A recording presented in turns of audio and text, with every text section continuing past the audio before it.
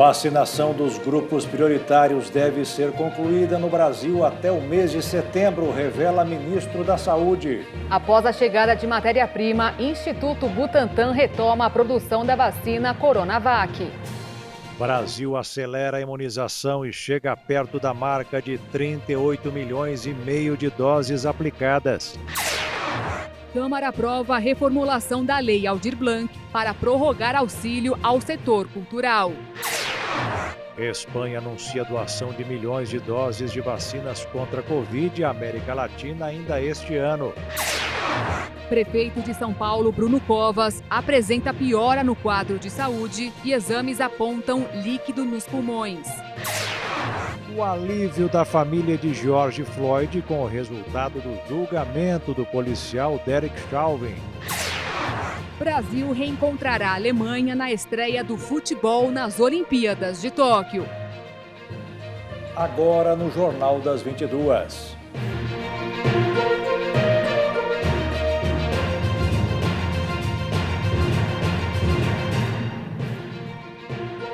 Olá, boa noite. Boa noite. Eurodeputados e representantes dos países da União Europeia alcançaram um acordo para a redução de pelo menos 55% nas emissões líquidas de gases do efeito estufa até 2030, na comparação com o nível de 1990. O importante pacto ocorre na véspera da reunião de cúpula organizada pelo presidente americano Joe Biden. Esta lei climática é uma virada de jogo. Há um antes e um depois da lei climática. O acordo, que foi anunciado após 14 horas de reuniões, abre o caminho para que a União Europeia alcance uma redução de até 57% das emissões na comparação com 1990. O texto leva em consideração o compromisso da Comissão Europeia de desenvolver sumidouros naturais de carbono para absorver CO2, como florestas e prados. O entendimento será incorporado a uma lei de clima para toda a União Europeia, atualmente em preparação. A meta é um resultado de uma delicada negociação diplomática para aproximar as posições dos países da União Europeia, que em novembro estabeleceram uma redução líquida de 55%, e do Parlamento Europeu, que defendia uma queda no volume de emissões de pelo menos 60%. A União Europeia desejava alcançar um acordo para apresentar na reunião de cúpula global virtual sobre o clima, que vai começar na quinta-feira. O Ministério das Relações Exteriores da China confirmou que o presidente Xi Jinping participará da cúpula ambiental virtual promovida pelo presidente Joe Biden. Apesar das fortes tensões bilaterais, chineses e americanos parecem decididos a colaborar pela preservação ambiental. O Ministério Chinês das Relações Exteriores afirmou que o chefe de Estado vai fazer um importante discurso na cúpula virtual. Biden convidou cerca de 40 líderes mundiais para uma cúpula internacional online sobre o clima com 2 dias de duração. China e Estados Unidos são os 2 principais emissores de gases do efeito estufa, que causam aquecimento global. O entendimento entre as duas potências é crucial para o sucesso dos esforços internacionais destinados a reduzir as emissões poluentes. Em outros assuntos, os países continuam opostos. Washington critica a política de Pequim em Hong Kong, Taiwan, o tratamento aos muçulmanos uigures e no comércio. O ministro da Saúde, Marcelo Queiroga, em entrevista coletiva nesta quarta-feira, estimou que a vacinação dos grupos prioritários seja concluída até o mês de setembro. A alteração do cronograma se deve ao atraso nas entregas de doses do imunizante. O Ministério da Saúde também declarou que vai realizar um pregão nacional e internacional para tentar normalizar os estoques de medicamentos usados na intubação de pacientes nas unidades de terapia intensiva. De acordo com o ministro da Saúde, Marcelo Queiroga, a pasta vai firmar um novo contrato com a Pfizer para a compra de 100 milhões de doses para atingir a meta de vacinação. Havia uma previsão de entrega de 13 milhões de doses e nós conseguimos antecipar para o mês de abril, maio e junho 15,5 milhões de doses e estamos em tratativas avançadas para aquisição e firmar um novo contrato com a Pfizer de mais 100 milhões de doses da vacina Pfizer. Em relação vacina, vocês têm acompanhado que o processo de vacinação do Brasil ele tem ocorrido cada vez mais célere e nós vamos, se continuar nesse ritmo, até setembro atingir a imunização da população prevista no Programa Nacional de Imunização. Segundo Queiroga, o Ministério já está atuando junto à Organização Pan-Americana de Saúde e à Organização Mundial da Saúde para a aquisição do kit de intubação. Nós adotamos, como já disse de forma reiterada para os senhores, algumas ações, né? Ações junto à Organização Pan-Americana de Saúde. A Organização Pan-Americana de Saúde e a OMS trabalham em parceria para a aquisição desses insumos. Ocorre que esse tipo de ação não é rápida a chegada dos insumos. Isso demora, no mínimo, cerca de 40 dias para chegar, o que, em tese, é insuficiente para atender a demanda momentânea.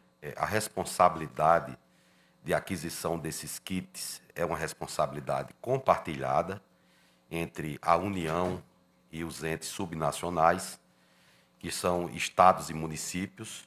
Durante a entrevista, o ministro declarou que a pasta decidiu fazer o pregão a curto prazo para atender a demanda atual de insumos para a intubação. Queiroga falou também sobre a autorização do coquetel de medicamentos para o tratamento precoce da Covid-19 pela Agência Nacional de Vigilância Sanitária.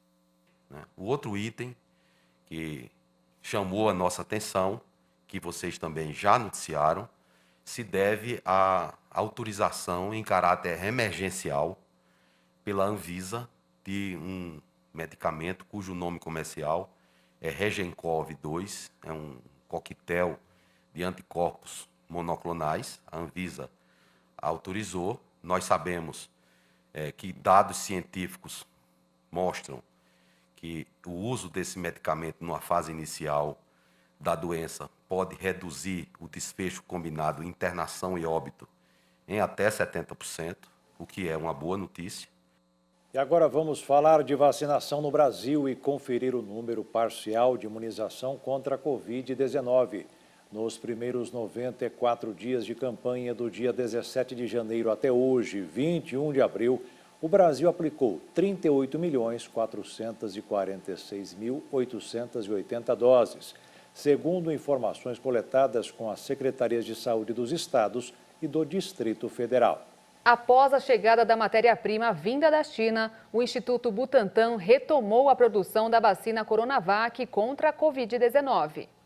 Depois de cerca de 20 dias de atraso no envio da matéria-prima da China ao Brasil, as novas doses da vacina contra o coronavírus voltaram a ser produzidas a partir dos mais de 3.000 litros do insumo farmacêutico ativo, o IFA. Com a retomada da produção, o Instituto Butantan já iniciou envase de mais de 5 milhões de doses e planeja entregar ao Ministério da Saúde os 46 milhões de doses que estavam previstas para entrega no fim de abril, agora com novo prazo até o dia 10 de maio. O Butantan, que é responsável pela etapa final de produção da vacina, que consiste em envase, rotulagem e testes de qualidade, receberia 6.000 litros do IFA em um único lote, mas o envio da matéria-prima foi dividido e ainda falta chegar a outra parte dos insumos, que tem previsão de chegada antes do fim de abril, mas sem data definida. Seguimos com o ranking de vacinação no mundo. Até agora, segundo o levantamento feito pela Universidade de Oxford, mais de 915 milhões de doses de vacinas contra a Covid-19 já foram aplicadas.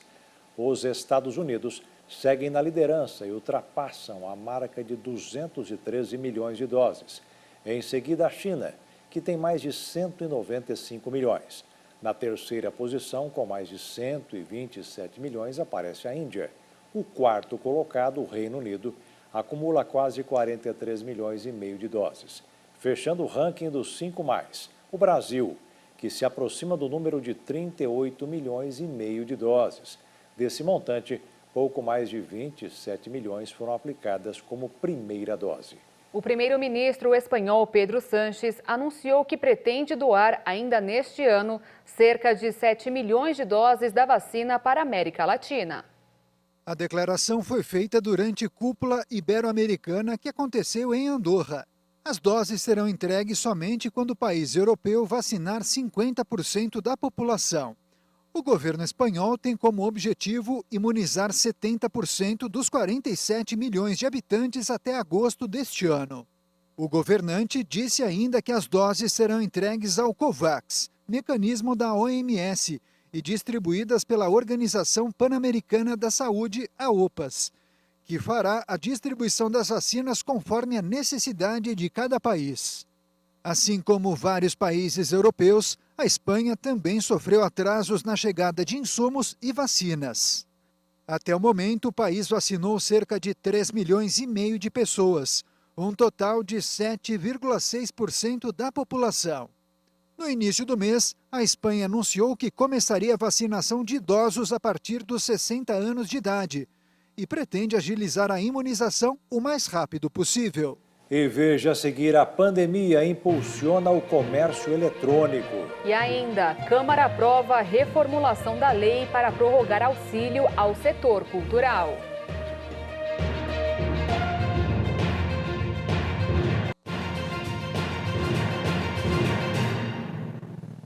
A pandemia impulsionou o crescimento das lojas virtuais no ano passado, o e-commerce, que bateu recorde com um aumento de 40%. Já são mais de 1.300.000 lojas online. O Danilo já sonhava com as vendas online, enquanto vendia no balcão da loja física. No finalzinho de 2019, ele mudou o jeito de operar e o e-commerce virou mais que uma realidade. Em 2020, veio a pandemia e o empresário viu as vendas de utilidades domésticas e brinquedos dispararem. E para conseguir atender tantos pedidos, foi preciso um replanejamento. Alugamos estrutura maior, contratamos mais gente e demos a sorte de que toda a paralisação de comércio não nos atingia.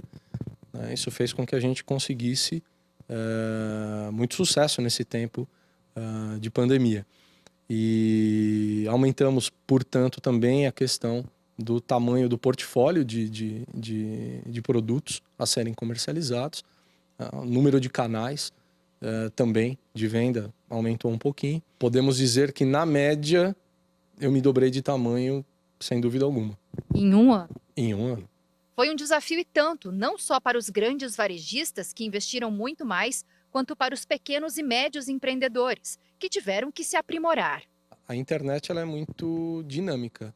Você está sempre mudando alguma coisa. A estratégia principal de negócio, deixamos de fazer tanto foco na questão do canal próprio para ir só para marketplace, porque era uma venda mais garantida e mais rápida.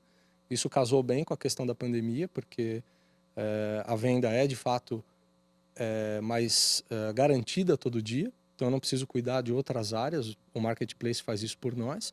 A pesquisa Perfil do E-Commerce aponta que o Brasil bateu um recorde em 2020, totalizando mais de 1.300.000 novas lojas online. Um crescimento que não era esperado, mais de 40,7% ao ano. Essa foi a maior aceleração do setor desde que a pesquisa foi iniciada, em 2015. Os pequenos negócios representam uma fatia significativa do segmento e foram responsáveis em grande parte pelo impulso. Quase metade das lojas online, 48,6%, faturam até R$250 mil por ano.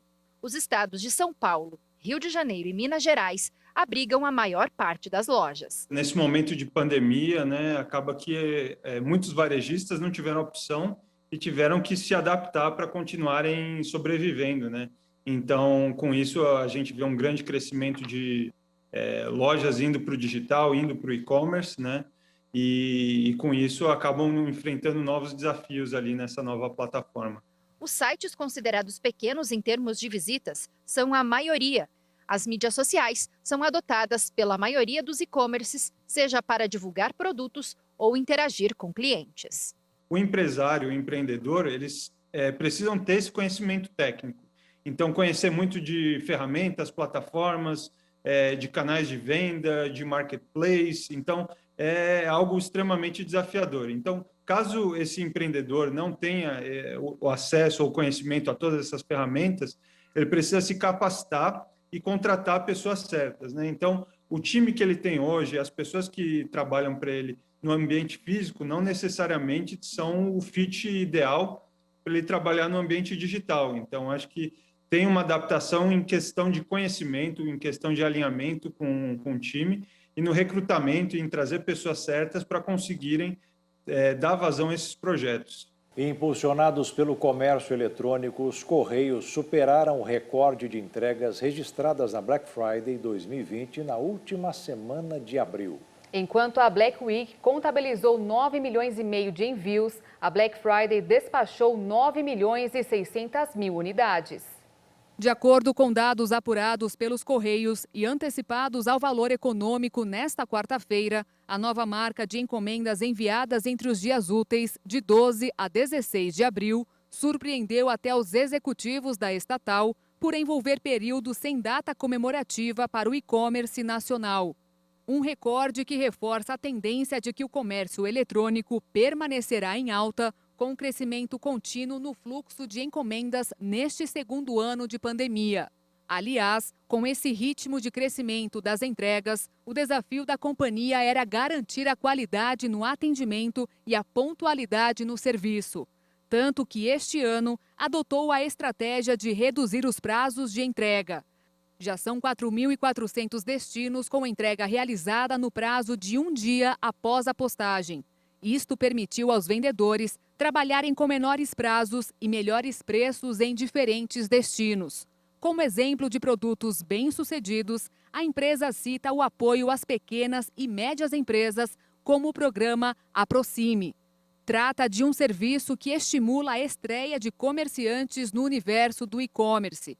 Na visão dos Correios, os empreendedores de menor porte, ao acessarem as facilidades da venda online, por meio do Sedex, PAC, logística reversa, gestão de armazéns e mini envios, logo perceberam a oportunidade de incrementarem as vendas e se tornarem mais competitivos. E apesar da melhora nos resultados com o boom do e-commerce, os Correios seguem na lista de privatizações programadas para 2022. O governo já enviou este ano o projeto de lei ao Congresso, que define os primeiros passos para garantir a transferência do controle à iniciativa privada. O presidente Jair Bolsonaro sancionou hoje a alteração na Lei de Diretrizes Orçamentárias deste ano. O objetivo é viabilizar as medidas de enfrentamento à Covid-19 e as suas consequências econômicas, com foco na manutenção do emprego e auxílio às pequenas empresas. Entre as iniciativas na LDO, entre as mudanças na LDO, está a permissão para que os gastos excepcionais com serviços de saúde sejam especificamente voltados para o enfrentamento à Covid-19, não sejam computados na meta fiscal.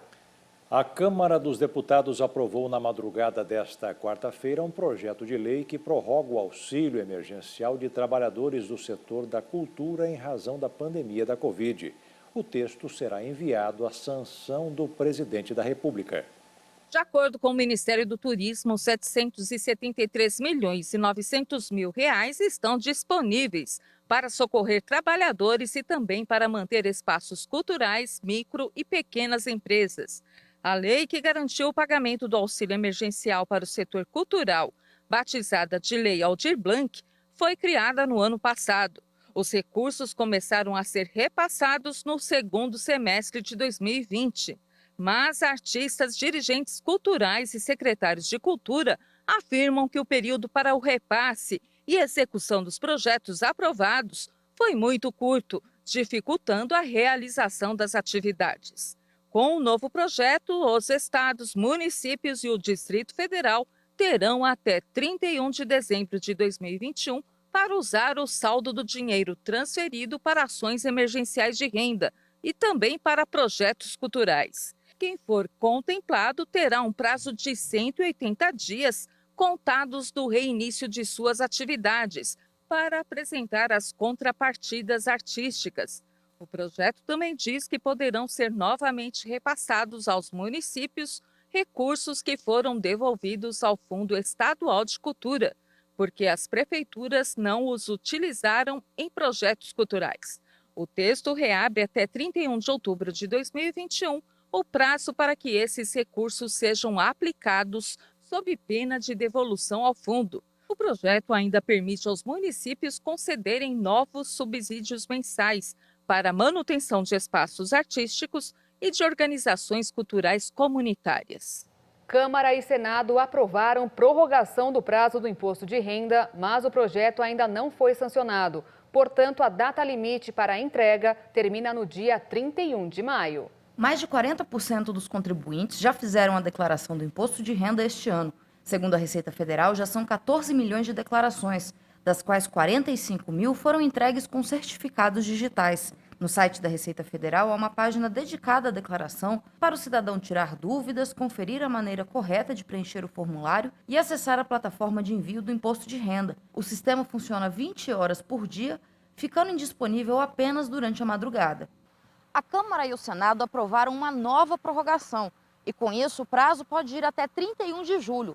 Mas o projeto ainda precisa ser sancionado pelo presidente da República, Jair Bolsonaro. Portanto, enquanto isso não ocorre, segue valendo o prazo já anunciado pela Receita, 31 de maio. Antes, esse prazo terminaria em abril. Embora tenha havido essa prorrogação, o calendário da restituição do imposto continua o mesmo. Portanto, o recomendado é não deixar para a última hora. Até porque quem declara antes recebe a restituição primeiro. E deixar de declarar o imposto de renda dentro do prazo pode gerar muitos problemas. Quando você é obrigado a entregar e não entrega, o que pode ocasionar? Pode ocasionar uma multa de 1% ao mês, ou, por fração de mês, até no máximo 20% do valor devido de imposto que você teria que pagar, ou a multa mínima de R$ 165,74. Correto? E os impedimentos? O bloqueio do CPF, você não consegue empréstimos bancários, o passaporte, você não consegue, participação de concurso público e, por fim, o recebimento da aposentadoria. Além de você correr o risco de sofrer um processo e uma investigação por crime de sonegação fiscal. Precisam declarar o imposto de renda dentro do prazo aqueles que tiveram rendimentos tributáveis acima de R$ 28.559 em 2020, o que equivale a um salário de R$ 1.903 ao longo do ano. As restituições começam a ser pagas em 31 de maio e seguem em 5 lotes até 30 de setembro. O economista Paulo Dantas, do Conselho Federal de Economia, destaca que, embora a declaração do imposto de renda cause medo em muita gente, é uma prática comum no mundo todo e não é tão agressiva no Brasil quanto se diz. Um imposto praticado no mundo inteiro e busca tributar as pessoas que tiveram renda, em especial aquelas que tiveram rendas mais elevadas. Então é um imposto que tem um caráter assim, de justiça evidente. Aqui no Brasil, o nosso imposto de renda, apesar dele aparecer com aquela imagem do leão, mas ele não chega a ser tão feroz assim. Nós temos nos países onde consideramos como modelo, a exemplo, Estados Unidos, Japão, Alemanha, França, Itália, as práticas relacionadas ao imposto de renda, elas são mais efetivas. E muitas instituições filantrópicas pelo Brasil relatam dificuldades em manter o funcionamento das atividades por conta da diminuição de doação de recursos durante a pandemia. Em Campo Grande, Mato Grosso do Sul, a Associação Pestalozzi e outras entidades fazem um apelo para que empresas e pessoas físicas ajudem com doações através da declaração do imposto de renda. A Associação Pestalozzi de Campo Grande atende mais de 700 usuários, entre bebês, crianças, jovens e adultos com deficiência intelectual ou transtorno neuromotor. A unidade de saúde realiza em média 2.800 atendimentos por mês nas áreas de fonoaudiologia, fisioterapia, terapia ocupacional, psicologia, nutrição, odontologia e neuropediatria. Na escola Raio de Sol, estudam 620 alunos especiais. E tem ainda o programa de formação para o trabalho, o Centro de Atendimento Educacional Especializado e tantos outros projetos. Os recursos dos convênios com Estado e município não são suficientes para cobrir todas as despesas. A Pestalozzi depende das doações em dinheiro. Mas outra forma de ajudar é doando parte do imposto de renda para a associação. Todo recurso doado pela DARF, pelo destino do imposto de renda, ele fica no município de Campo Grande.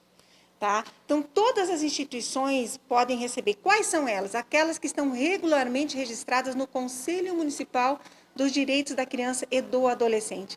Lá tem uma lista, a Pestalozzi está lá. Tá? Então, o dinheiro fica no nosso município. São muitos projetos sendo desenvolvidos com crianças e adolescentes, mesmo nessa época de pandemia. Não esqueça de destinar a doação para o Fundo Municipal para a Infância e Adolescência. Depois é só imprimir o DARF, pagar a guia e imprimir esta declaração que está no site da Pestalozzi. Finalizando isso, você emite a guia do DARF, você paga essa guia. E aí você vai no site da Pestalozzi e emite a declaração de destinação, aí que vai chegar para uma instituição, que vai chegar para a Pestalozzi. E aí você junta essa documentação, telefona para a gente que a gente vai buscar e a gente vai agradecer imensamente. Esse recurso dessas destinações faz uma diferença incrível para o trabalho da entidade, porque com ele nós podemos não só realizar aquelas questões do dia a dia, mas investir inclusive em ampliar os nossos atendimentos. A partir deste momento da destinação, cada um de nós colhe os frutos, né, de poder ajudar, fazer a sua parte, fazer melhor, né, para a gente conseguir transformar coisas que às vezes estão tão sem saída, né, em soluções, né? E veja a seguir números e atualizações da pandemia no mundo. E ainda, Indonésia busca submarino desaparecido com mais de 50 pessoas a bordo.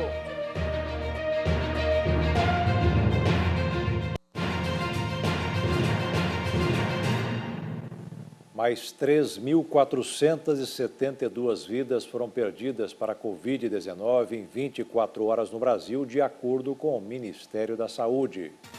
Dos países afetados pela Covid-19 até o momento, 143.458.370 pessoas testaram positivo para a doença e quase 3.054.000 não sobreviveram.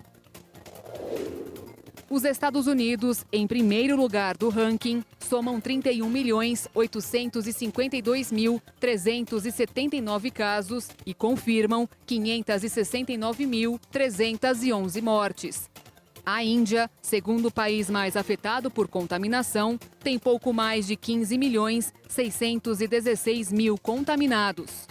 O Brasil, em terceiro, tem 14.122.795 pessoas que testaram positivo para a Covid e 381.475 que não resistiram.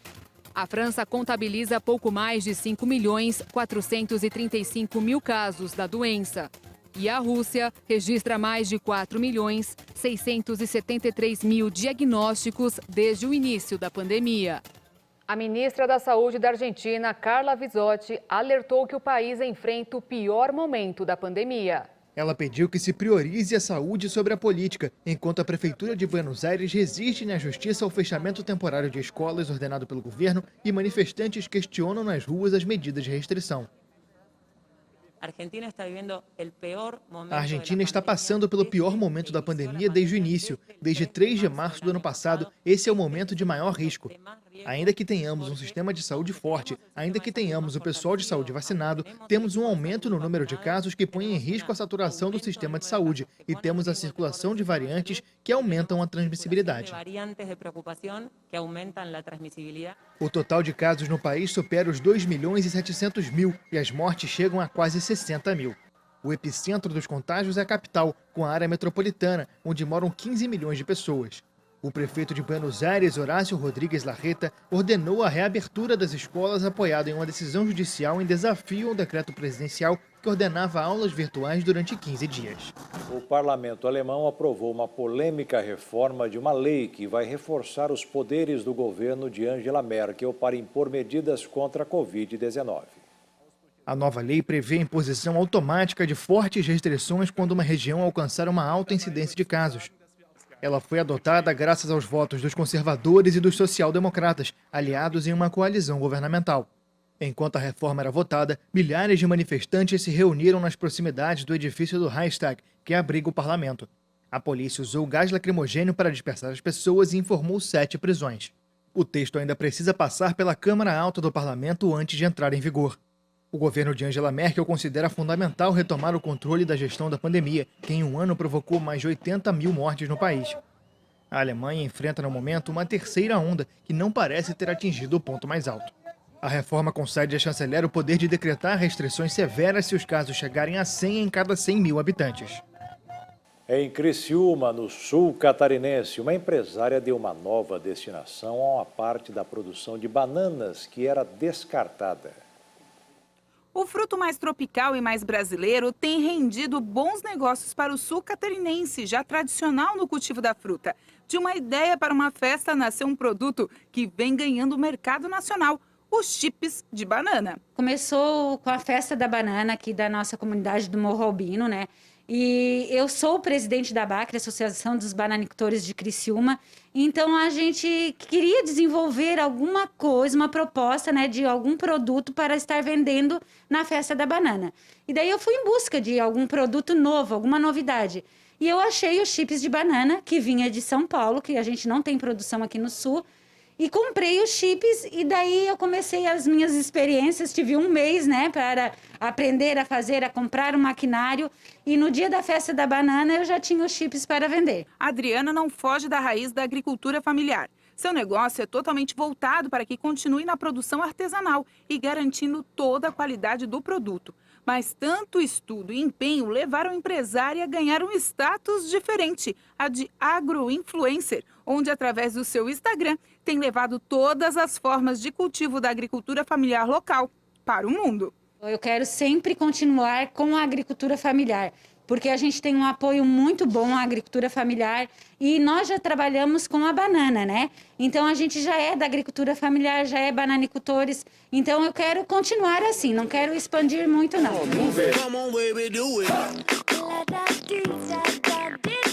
O desperdício que virou lucro. A banana, que era desperdiçada por estar madura demais, hoje virá produtos que já são vendidos para o Brasil inteiro. Pensando na diversificação dos produtos e tentando garantir mais mercado dentro do território nacional, a Adriana tem pesquisado e desenvolvido novos produtos. Ioiô Fruit, chips de frutas assadas e chips de banana assada para garantir que todos os mercados sejam atendidos. Essa venda para o Brasil todo começou com o meu curso de agroinfluenciador, que a gente teve uma prova que nós teríamos que mandar recebidos. E eu mandei para vários colegas, vários lugares do Brasil, e eles começaram a receber e fazer a divulgação. E aí começou. E hoje eu vendo para Bahia, Minas Gerais, São Paulo, Rio de Janeiro, para todo o Brasil. Sem desperdício, produção própria, uma ideia que poderia ter parado onde começou, evoluiu. Estuda e vai atrás dos seus objetivos, enaltecendo a agricultura local.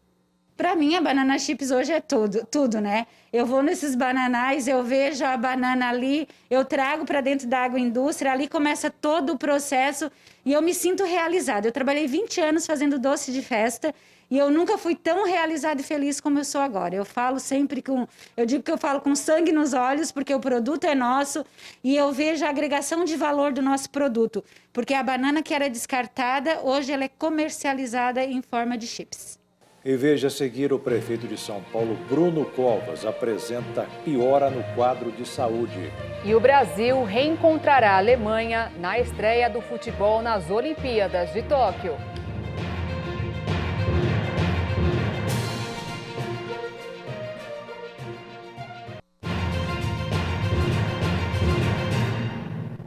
E os familiares de George Floyd voltaram a respirar após o veredito que condenou o ex-policial Derek Chauvin. Ninguém celebrou a condenação do ex-policial Derek Chauvin como a família de George Floyd. Após meses de tristeza pela perda, eles ficaram satisfeitos com o veredito anunciado na terça-feira pelo assassinato do homem negro sob o joelho do policial branco, enquanto ele afirmava que não conseguia respirar. I get Eu recebo ligações de pessoas do Brasil, de Gana, da Alemanha, todo mundo, Londres, Itália, todos dizem a mesma coisa. Não vamos conseguir respirar até que vocês consigam. Hoje nós somos capazes de respirar novamente. O julgamento pelo assassinato de George Floyd é considerado histórico e abre uma nova era na luta contra o racismo. Vou saudá-lo, todos os dias da minha vida vou saudá-lo, porque ele me mostrou como ser forte, como ser respeitoso.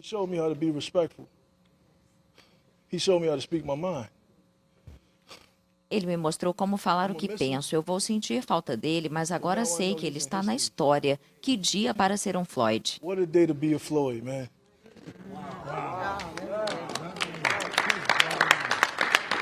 O caso gerou protestos contra a injustiça racial em todo o mundo. O ex-policial foi considerado culpado por um júri popular pelas 3 acusações de assassinato em segundo e terceiro grau e homicídio culposo. A pena pode chegar a 40 anos de prisão.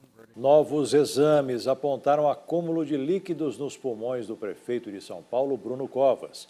A equipe médica do Hospital Sírio-Libanês também encontrou novas lesões no fígado e nos ossos do prefeito. Os médicos descobriram que Bruno Covas tinha câncer há 2 anos. A doença estava entre o esôfago e o estômago, mas houve metástase e o câncer foi parar no fígado e nos gânglios. O problema chegou a ser controlado, tanto que Bruno Covas conseguiu conciliar a campanha eleitoral do ano passado com o tratamento. Mas o câncer não parou e o prefeito foi submetido a mais 2 sessões de quimioterapia. A doença agora está nos ossos e a inflamação dos pequenos tumores provocaram a formação de líquidos, que também foram para os pulmões e a região do abdômen. A alternativa foi instalar drenos para eliminar o novo problema. Agora, a saída de Covas do hospital está condicionada à retirada dos drenos. Para reduzir a inflamação, os médicos optaram por 2 tipos de tratamento. Além da quimioterapia, será utilizada a imunoterapia para dar ao organismo maior capacidade de enfrentar vírus, bactérias e outros agressores. E é considerado um método moderno para casos complexos, o que é o caso de Bruno Covas. O prefeito está sendo alimentado com soro nutricional para ganhar peso. O prefeito vai continuar trabalhando e despachando do hospital, mas sem a exposição pública. Lá, Covas participa de reuniões por meio de vídeo, conversa com secretários e assessores por mensagens de texto e assina despachos com o auxílio de um tablet adaptado. E agora uma pausa para a reflexão. Na live com o missionário Ezequiel, ensina que não devemos esquecer que tudo o que Deus promete será cumprido. E por isso, não devemos querer que as coisas aconteçam imediatamente. O Ezequiel escreveu tanta coisa bonita, né? E o capítulo é o 12, o versículo 25. O Senhor Deus fala o seguinte: porque eu, o Senhor, falarei. Ele fala. Se você quiser ouvir Deus, é só pedir: Deus, deixe-me ouvir a tua voz, que não é com o ouvido externo, é no espírito. Você lendo a Bíblia ou escutando a pregação, você sente que Deus falou com você a respeito daquela palavra, ela é sua. Então, o Senhor Deus falaria. E a palavra que eu falar se cumprirá. Não tem uma promessa que Deus faça você entender que ela não venha se cumprir. Só que nós somos crianças mimadas, né? Eu quero tudo agora, então não quero saber. Não. Deus, essa palavra é para agora, para mais tempo, e você vai prestando atenção e vai entendendo. Esse problema que eu estou vivendo agora, com essa palavra eu soluciono. Davi fazia isso com Deus e Deus respondia. Se ele respondia a Davi, responde a gente, mas sempre na palavra. Sem ela, nós não somos nada. A palavra que eu falar se cumprirá. Não será mais retardada, porque no Velho Testamento ainda não estava a revelação plena. Agora, hoje não, a revelação está plena. Deus falou, aquilo é nosso, vamos reivindicar, vamos exigir a saída, e o mal vai bater em retirada e não vão ficar libertos. Porque em vossos dias, ó casa rebelde, falarei uma palavra e a cumprirei, diz o Senhor Jeová. Então a gente sempre está nessa qualificação de casa rebelde, não é à toa não. Porque muitas vezes Deus fala, a gente finge que não falou, que não entendemos, e quando na verdade nós entendemos. Você pode ter o problema que for. Se você consultar o Senhor Deus em oração, Deus, eu preciso que o Senhor me dê uma direção. E depois ficar observando a Bíblia quando você lê. Você não tem que ler a Bíblia como um campeonato. E eu li 10 versículos, 10 capítulos hoje. Mas o que você entendeu? Não, você tem que ler para entender. É pegar um versículo desse e o contexto, os anteriores e os depois, e ficar observando, não entendeu? Pergunta uma pessoa, um pastor que entende mais da palavra, faça um estudo dele e você vai entender. E não entendeu, não diga, o senhor não quer me revelar? Não quer, mas a gente não está tendo estrutura ainda. E no momento certo ele vai revelar. Porque eu, o Senhor, falarei. Para mim já é o bastante. Eu, quando pego a Bíblia, ele está falando. E eu vou conseguir a bênção. E a palavra que eu falar se cumprirá. Quando ele pronuncia, não tem como, porque a palavra já vem com o poder para fazer aquilo que ela anuncia. Na hora que você entende a palavra, agora você começa a usar. Como o inimigo sabe que algumas pessoas são muito volúveis, fica assim, muito vou, não vou, será que é para mim, não é? Aí ele insiste mais um pouquinho, apesar de estar se queimando todo, que a palavra é um fogo consumidor. Mas a pessoa diz, não é para mim, não. Eu acho que eu não nasci para isso. Eu nasci para conhecer Deus, eu nasci para fazer a obra de Deus, e eu vou combater o último momento da vida e eu vou ter certeza que Deus estará comigo em nome do Senhor Jesus de Nazaré. E o Jornal das 22 termina aqui. Obrigada pela companhia, um ótimo fim de noite para você e até amanhã. Boa noite, fique na paz. Tchau.